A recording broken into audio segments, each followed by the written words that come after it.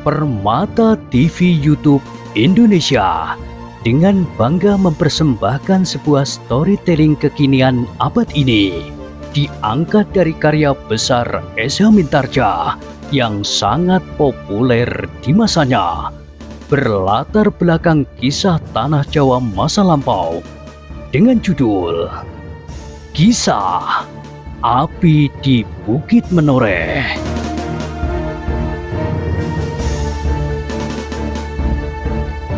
Pada kesempatan yang sangat baik ini, kita masuk pada episode yang ke-483. Selamat menikmati.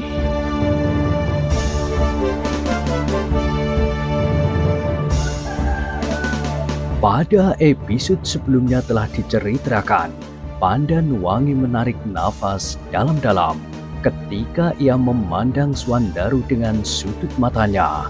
Dilihatnya anak muda itu berpaling memandang ke kejauhan, sedang Agung Sedayu sudah membelakanginya. Prastowo menarik nafas dalam-dalam sambil terbatuk-batuk. Anak ini benar-benar cengeng, berkata Pandanwangi di dalam hatinya. bukan saja di dalam sikap, tetapi ia benar-benar cengeng di dalam segala hal. Hampir saja Pandanwangi tertawa tanpa dapat ditahan lagi ketika tiba-tiba saja ia mendengar Rudito bertanya, "Tetapi bagaimana kita mendapatkan kulit ular itu?" "Serahkan kepada para pengiring," jawab Pandanwangi. "Mereka akan dapat mengulitinya. Mereka sudah sering menguliti seekor ular yang besar sekalipun, tetapi tidak sebesar ular yang terbunuh ini."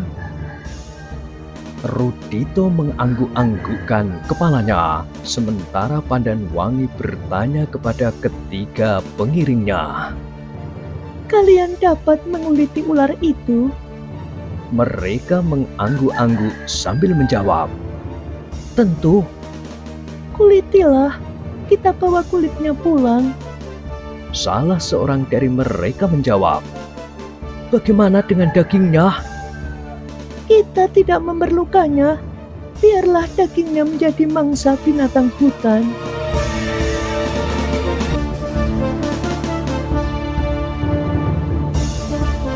Ketiga pengiringnya mengangguk-anggukkan kepalanya. Salah seorang berkata, "Baiklah, kita mengulitinya sekarang." "Lakukanlah," berkata Pandanwangi. "Kami akan beristirahat." "Jadi kita akan keluar dari hutan ini?" bertanya Rudito dengan serta-merta. "Tidak, kami akan beristirahat di sini." "Oh, di sini?" Rudito menjadi kecewa.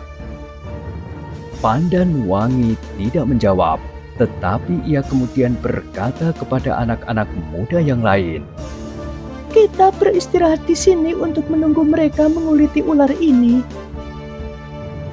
"Tentu memerlukan waktu yang lama," jawab Prastowo. Lalu ia pun bertanya, "Apakah tidak sebaiknya kita berbuat sesuatu yang lain?" "Tidak," jawab Pandanwangi.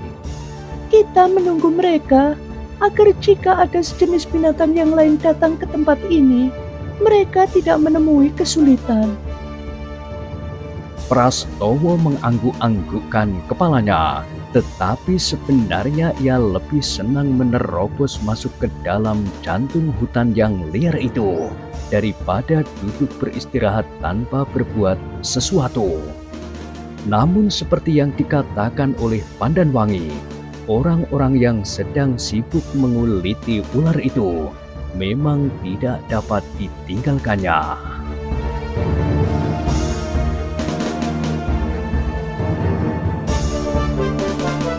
Dengan demikian maka mereka pun hanya sekedar beringsut dari tempatnya melihat-lihat bekas belukar yang rusak karena amukan ular raksasa itu. Dahan yang patah, dan justru telah menimpa tubuh ular itu sendiri. Meskipun akhirnya ular itu dapat melepaskan diri dari himpitan dahan itu, namun luka-lukanya, apalagi sebatang tombak yang menancap tepat di matanya dan bekas tindihan kayu itulah yang membuatnya kemudian tidak berhasil melepaskan diri dari maut. Namun demikian, ternyata Prastowo, Agung Sedayu dan Swandaru bergeser beberapa langkah menjauhi tempat itu. Tanpa mereka sadari, mereka melangkah satu-satu sambil melihat-lihat semak-semak yang hancur, pepohonan yang roboh dan dahan-dahan yang patah. Apa yang terdapat di dalam lebatnya hutan itu?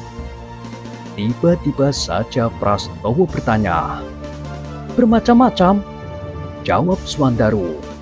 Di antaranya, seperti sudah kita lihat, ular raksasa ini, dan yang sudah kita dengar suaranya, beberapa ekor harimau. Itu kurang menarik bagi kita. Agung Sedayulah yang menyahut. Mungkin ada penghuni yang belum pernah kita lihat. Itulah yang penting. Seperti yang dikatakan oleh orang-orang menoreh. Orang-orang bersenjata, bertanya Prastowo. Agung Sedayu menganggukkan kepalanya.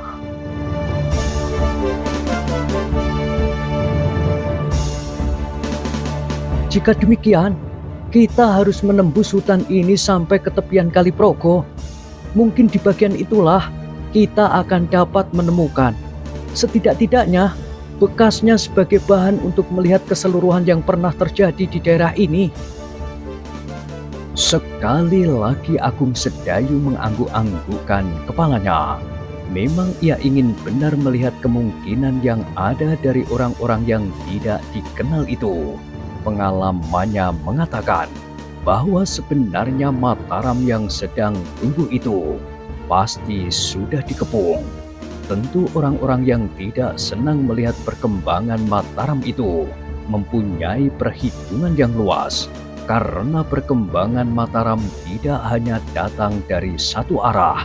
Dari segala penjuru orang berdatangan dan membuat Mataram menjadi semakin besar. Tetapi, berkata Agung Sedayu di dalam hatinya, karena daerah di sekitar Mataram mempunyai kemungkinan yang berbeda dipandang dari bermacam-macam segi, maka orang-orang yang tidak senang melihat perkembangan Mataram itu pun tentu memperhitungkannya.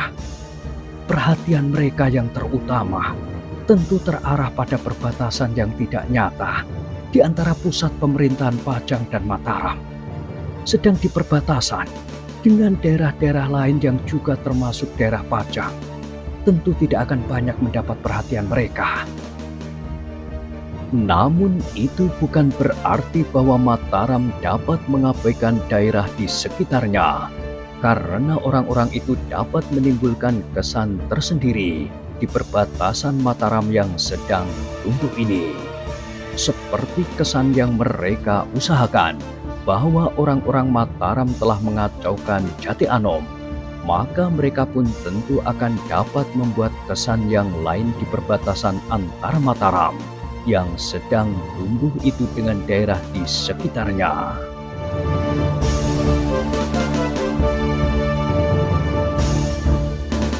Dan tiba-tiba saja Agung Sedayu menjadi berdebar-debar.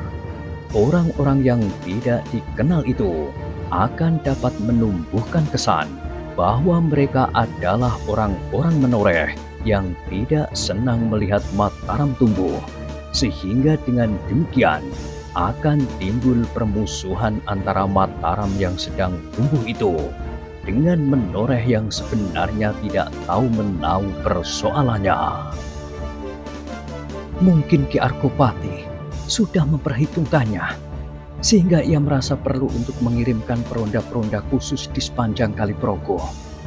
Peronda-peronda khusus itu tentu bertugas untuk mencegah kesan yang ditimbulkan oleh orang-orang yang tidak dikenal itu, bahwa seolah-olah mereka adalah orang-orang menoreh, berkata Agung Sedayu di dalam hatinya. Dalam pada itu, maka Prastowo yang kemudian menjadi termangu-mangu itu pun bertanya pula, "Jadi apakah kita akan pergi menembus hutan ini sekarang?" "Kita menunggu mereka yang sedang menguliti ular itu. Kita akan pergi bersama-sama," jawab Agung Sedayu. "Tetapi..." Prastowo menjadi ragu-ragu. "Tetapi apa?" bertanya Swandaru. "Anak cengeng itu semakin lama terasa semakin mengganggu saja," sahut Prastowo.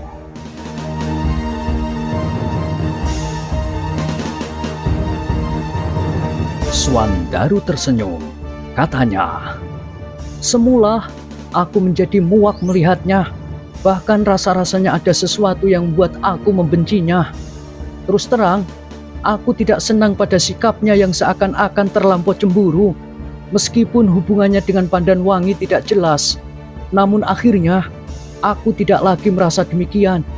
Aku justru menjadi kasihan kepadanya." Agung Sedayu mengangguk-anggukkan kepalanya. Katanya, "Aku pun merasa kasihan. Aku tahu betapa tersiksanya dikejar oleh perasaan takut. Apalagi mereka yang tidak mau menyadari bahwa dirinya telah dicekam oleh ketakutan." Prastowo mengangguk-anggukkan kepalanya. Katanya, "Memang ada juga perasaan itu di dalam hatiku. Tetapi bahwa ia sama sekali tidak mau menyadari keadaan dirinya itulah yang kadang-kadang hampir membuat aku kehilangan kekang atas diri sendiri. Sikapnya yang memerintah dan berkuasa itulah yang sangat menjemukan. Ia adalah anak yang terlalu manja. Ia merasa bahwa dunia ini berkisar di seputarnya, dan ia adalah pusat dari segala-galanya," berkata Agung Sedayu. "Aku juga anak manja waktu itu," berkata Prastowo kemudian. "Aku juga menganggap dunia ini berputar untuk kepentinganku. Tetapi aku tidak menjadi dungu begitu seperti Rudito." "Itulah kelebihanmu," jawab Swandaru. "Ah," Prastowo pun berdesah. Sekilas teringat di kepalanya bagaimana ia berhadapan dengan Agung Sedayu sebagai lawan. Agung Sedayu pun masih seorang anak muda, namun sikapnya telah menunjukkan kemasakan jiwa meskipun belum seutuhnya.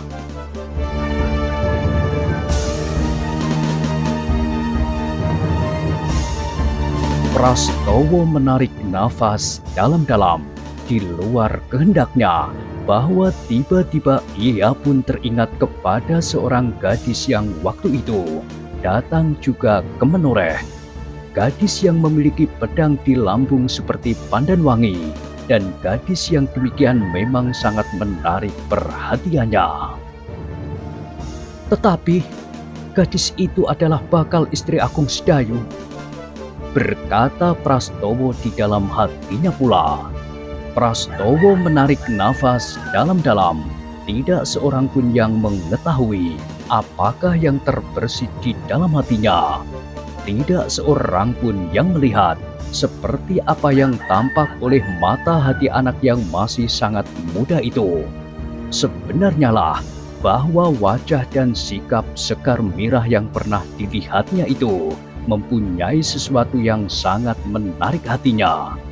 Tetapi karena ia mengetahuinya bahwa Sekar Mirah itu adalah bakal istri Agung Sedayu dan adik Swandaru, maka ia tidak dapat menyebut namanya, apalagi memujinya di hadapan anak-anak muda itu. Aku tidak dapat berbuat begitu bodoh seperti Rudito. Meskipun ia tahu bahwa Pandanwangi sudah dilamar oleh Swandaru, namun ia masih saja bersikap demikian dungunya. Untunglah bahwa Swandaru yang biasanya berbuat apa saja tanpa dipikirkan masak-masak, kali ini dapat mengerti sifat dan watak Rudito, berkata Prastowo di dalam hatinya.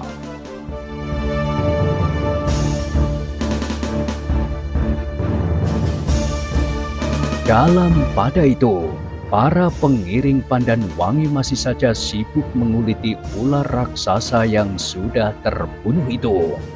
Ternyata bahwa pekerjaan itu tidak dapat diselesaikan dalam waktu yang singkat. Sedang Pandan Wangi tidak sampai hati untuk meninggalkan mereka di dalam kesibukan itu. Apabila tiba-tiba saja datang binatang buas yang berbahaya, maka mereka tidak akan mempunyai banyak kesempatan untuk membela diri. Apakah kita akan menunggu mereka sampai selesai? Bertanya Rudito yang masih saja selalu berada dekat Pandan Wangi. Iya, kita akan menunggu mereka sampai selesai. Jika mereka sampai malam hari masih belum juga selesai, apakah kita juga akan berada di sini sampai malam hari? Tentu, kita akan menunggu mereka sampai kapanpun.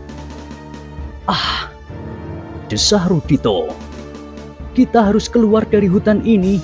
Aku tidak mau berada di tempat ini sampai malam hari. Nyamuknya terlampau banyak, semutnya amat buas, dan barangkali ada ular-ular kecil yang justru berbisa, tidak seperti ular raksasa itu. Meskipun wujudnya begitu besar, tetapi ular semacam itu, sejenis ular sawah tentu tidak berbisa. Aku tidak begitu takut kepada ular sawah betapapun besarnya, tetapi terhadap ular yang kecil, aku justru menjadi cemas karena kita tidak dapat berhadapan langsung. Tahu-tahu, kaki kita digigitnya dan kita tidak mendapat kesempatan untuk melawan. Pandan Wangi menarik nafas dalam-dalam. Ia dapat mengerti bahwa Rudito pada suatu saat hampir saja tidak dapat menahan diri. Kini ketika ular raksasa itu sudah dikuliti, maka dapat saja ia mengatakan bahwa ia lebih takut kepada ular-ular kecil yang berbisa daripada ular raksasa itu. Tetapi Pandan Wangi harus menahan perasaannya. Rudito adalah tamu keluarganya. Ia adalah saudara dari saluran darah ibunya yang sudah tidak ada lagi. Sehingga karena itu, ia adalah orang yang paling berkepentingan. Untunglah bahwa ayahnya cukup berjiwa besar. Meskipun ibunya pernah mengecewakan ayahnya, namun ayahnya dapat menerima setiap orang yang masih ada sangkut pautnya dengan ibunya, seperti tidak pernah terjadi sesuatu. Ayahnya menerima mereka dengan baik, karena ayahnya mengerti bahwa mereka tidak tahu menau tentang dosa yang ditanggungkan oleh ibunya, justru sebelum dirinya dilahirkan.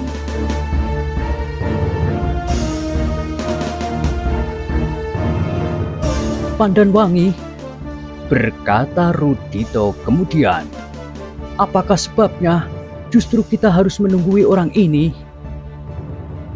Tentu kita tidak akan sampai hati meninggalkan mereka bekerja di sini, sahut Pandan Wangi. Biarlah Agung Sedayu dan Swandaru menunggui mereka bersama Prastowo. Kita dapat keluar dari hutan ini dan beristirahat di perkemahan yang sudah dipersiapkan itu. Di sana ada juga beberapa orang pengiring, dan barangkali mereka sudah menyiapkan bekal kita dan memasaknya. Apakah kita berdua akan keluar dari hutan ini tanpa menunggu yang lain? Aku tidak memerlukan mereka, jawab Rudito. Sebaiknya kita keluar.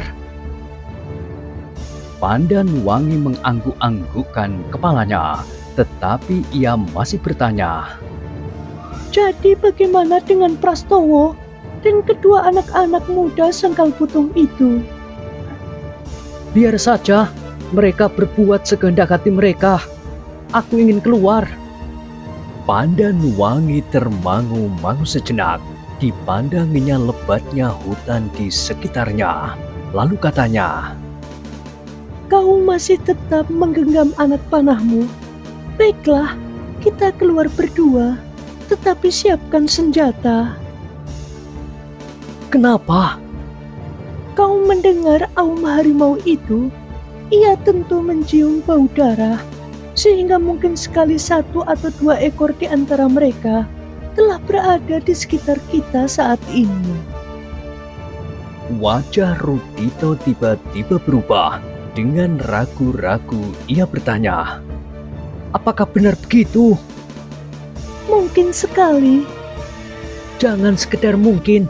Apakah benar ada harimau di sekitar kita?" Pandan Wangi menarik nafas dalam-dalam.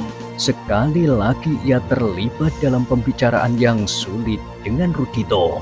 Seperti yang pernah terjadi, maka ia tidak akan dapat lagi menjawab dengan baik. Jika ia menjawab iya, maka ia tentu disangka sekedar menakut-nakuti. Tetapi kalau ia menjawab tidak, maka anak itu tentu tidak percaya karena hatinya sudah dicekam oleh ketakutan. Karena itu, maka akhirnya Pandan Wangi menjawab, Aku tidak tahu. Hutan ini terlampau lebat, sehingga aku tidak dapat melihat apa yang tersembunyi di balik dedaunan dan pepohonan. Mungkin harimau itu ada, mungkin pula tidak, tanpa dapat menyebutkan kepastian apapun. Rudito memandang Pandan Wangi dengan tatapan mata yang aneh. Tetapi bagaimanapun juga ia merasa bahwa Pandan Wangi tidak mau menjawab pertanyaannya dengan baik. Itulah sebabnya hatinya menjadi semakin kecut.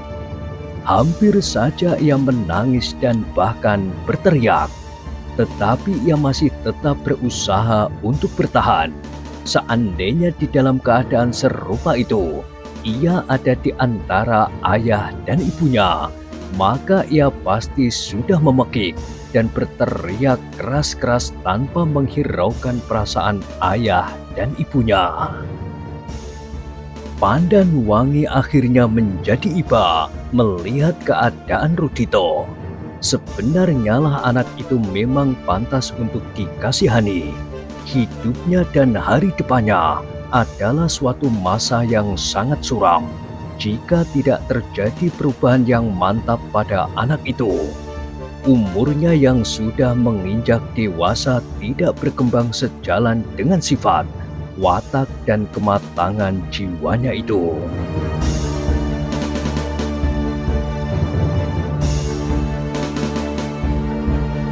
Sejenak kemudian Pandan Wangi masih berdiam diri, sedang Rudito berusaha untuk menahan perasaannya yang bergejolak. Kini ia harus melihat kenyataan bahwa di luar rumahnya, orang lain tidak dapat diperlakukannya seperti ibunya, ayahnya, dan pelayan-pelayan di rumahnya. Di luar rumah, setiap orang mempunyai sikap sendiri, kepentingan sendiri, dan tindakannya didasarkan kepada suatu keyakinan mereka masing-masing. Karena itulah, maka hati Rudito menjadi kuncup.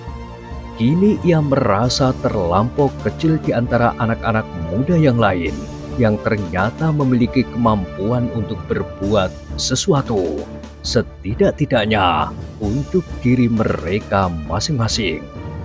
Dalam pada itu, Pandan Wangi yang menjadi semakin iba itu pun berkata, Rudito, bagaimana dengan kita sekarang?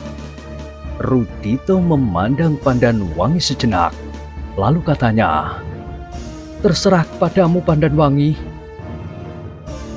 Pandan Wangi mendekatinya, katanya seperti kepada anak-anak yang sedang merajuk.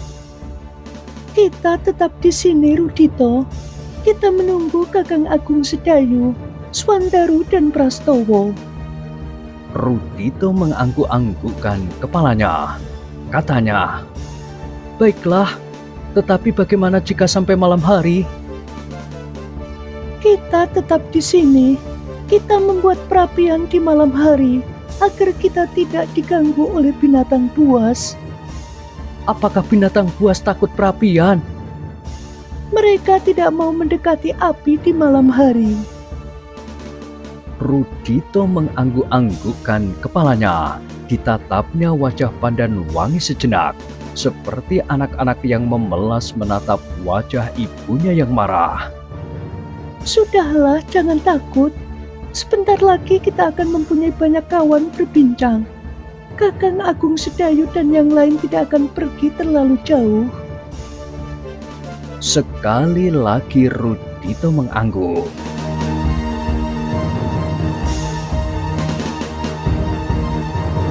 Pandan Wangi pun kemudian duduk di atas akar sebatang kayu yang besar sambil memperhatikan pengiringnya yang sedang sibuk menguliti ular raksasa itu. Salah seorang dari mereka sudah cukup berpengalaman, tetapi yang pernah dilakukan adalah menguliti ular yang belum sebesar ular yang terbunuh itu. Dalam pada itu, sejenak kemudian seperti yang dikatakan oleh Pandan Wangi, maka Agung Sedayu, Swandaru dan Prastowo pun telah kembali ke tempat itu. Mereka pun segera duduk beristirahat sambil melihat bagaimana ular raksasa itu sedang dikupas. Ternyata bahwa ketiga orang pengiring Pandan Wangi itu dapat menyelesaikan pekerjaannya tidak sampai malam hari. Dengan demikian, maka mereka masih sempat keluar dari hutan itu dan pergi ke perkemahan mereka. Rudito hampir tidak dapat lagi berjalan menembus gerumbu liar di hutan itu karena badannya yang sangat lelah dan lapar. Tetapi ia mencoba untuk menahannya tanpa mengatakan kepada orang lain, meskipun Pandan Wangi sudah menduganya. Ketika mereka kemudian sampai ke perkemahan mereka di luar hutan itu, maka Rudito pun langsung merebahkan dirinya pada sebuah tikar yang memang sudah dibentangkan.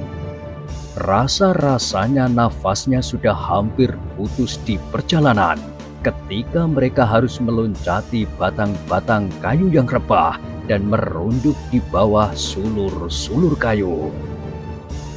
Bagaimanapun juga, namun Rudito tetap bertahan untuk tidak menangis, meskipun matanya terasa menjadi sangat panas, dan ia sama sekali tidak mengerti kenapa di dalam keadaan seperti itu, Agung Sedayu, Swandaru, Prastowo, dan bahkan Pandan Wangi yang seorang gadis masih juga dapat sekali-sekali tertawa berkepanjangan. Kita memerlukan air, Berkata Pandan Wangi tiba-tiba. Ada sebuah mata air kecil di dekat tempat ini, berkata seorang pengiringnya yang tinggal di kemah mereka. Aku sudah menemukannya ketika aku sedang mencari kayu bakar dan juga mencari air. Bahkan ada sebuah saluran yang membuat luapan air dari sebuah sendang kecil pada mata air itu. di mana? Bertanya Pandan Wangi. Mumpung belum gelap. Pergilah ke pohon besar yang tampak dari sini itu. Di bawah pohon itu terdapat sebuah mata air.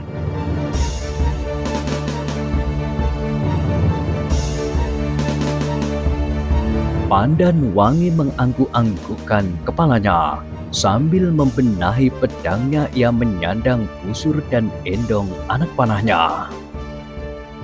Aku akan pergi ke mata air itu sebentar. Tiba-tiba Rudito yang sedang berbaring itu bangkit sambil berkata, "Aku ikut bersamamu, Pandan Wangi." Ah, Desis Pandan Wangi. kau nanti pergi bersama-sama dengan anak-anak muda yang lain. Aku akan pergi sendiri lebih dahulu. Tidak, aku pergi bersamamu. Itu tidak mungkin. Jika kau seorang bayi dan aku ibumu, maka kau dapat aku bawa. Tetapi sekarang ini dalam keadaan ini tentu tidak.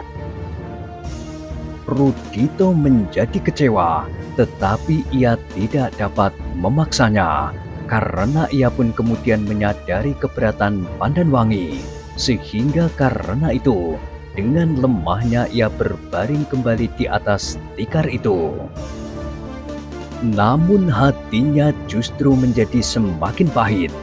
Tentu tidak akan ada yang menghiraukannya selama Pandan Wangi tidak ada. Dan tentu orang-orang yang ada itu justru akan menyakiti hatinya dengan sikap mereka yang sengaja dibuat-buat. Tetapi ketika ia melihat Pandan Wangi berjalan sendiri, sekali lagi bangkit dan bertanya, "Pandan Wangi, apakah kau akan pergi sendiri dalam keadaan yang berbahaya ini?" Langkah Pandan Wangi tertegun. Ia berpaling sejenak. Dipandanginya wajah Rudito yang cemas itu. Kemudian sambil tersenyum, ia berkata, "Bukankah belik itu hanya beberapa puluh langkah saja dari tempat ini? Hanya di bawah pohon yang besar itu." "Tetapi sebentar lagi hari akan menjadi gelap," sahut Rudito. "Itu lebih baik." Rudito tidak menyahut lagi. Dengan hati yang kejut ia pun berbaring kembali. Sekilas dilihatnya anak-anak muda yang lain berdiri dalam satu lingkaran memandanginya. "Mereka tentu membicarakan aku," berkata Rudito di dalam hatinya. "Mereka menjadi iri melihat Pandan Wangi selalu bersamaku, terutama anak yang gemuk itu. Tetapi aku tidak peduli." Dan Rudito pun kemudian benar-benar mencoba untuk tidak mempedulikan Agung Sedayu, Swandaru dan Prastowo yang memang sedang bercakap-cakap. Tetapi mereka sama sekali tidak mempercakapkan Rudito. Mereka bahkan sedang memperhatikan Pandan Wangi yang pergi sendiri.